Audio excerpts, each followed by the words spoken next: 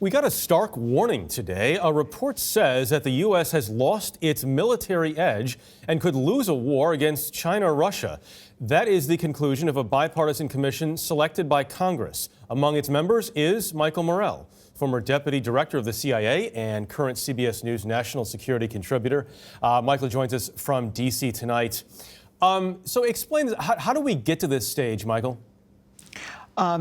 Really two main developments, one abroad and then one at home.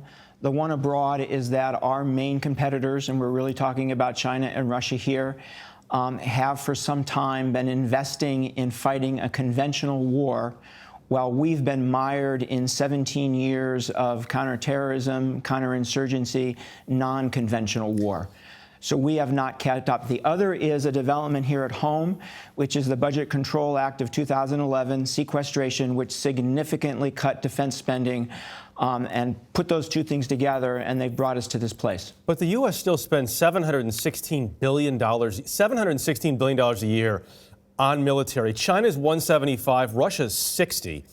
What are we doing wrong?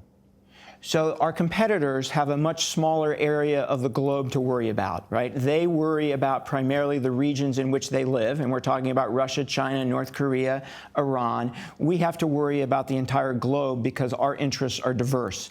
And we are fighting, again, this non-conventional war every day that's eating up resources and eating up investment in our military. So I think that is the difference, Jeff. Mike, so give us an idea of what this looks like. When we talk about losing a war to Russia or China, what does that mean?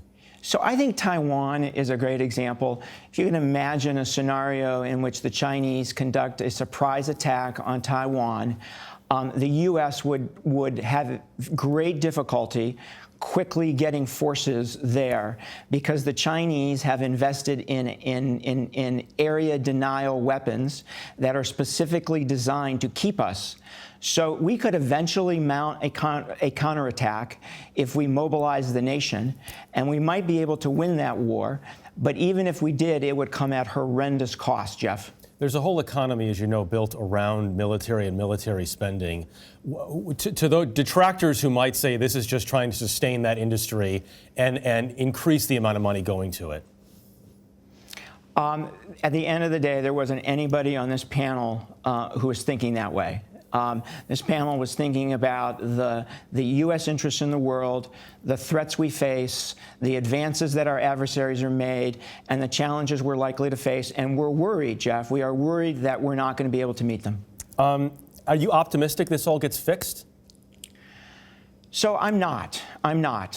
There were similar warnings in 2010, similar warnings in 2014, Jeff, by similar panels. Nothing was done. In order to actually fix this, we would need a political consensus, and you know the state of our politics. This reminds me a bit, Jeff, of all of the strategic intelligence warnings in the years before 9/11, and we all know how that story ended. The president mentioned the other day that his predecessor had helped, I believe the wording he used was devastated the U.S. military, and President Trump has said that he's brought back the military to what it was before. Are either of those sentiments accurate?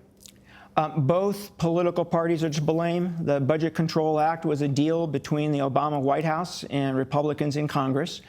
And it is absolutely true that President Trump's initial budget did give the military some more money, and he deserves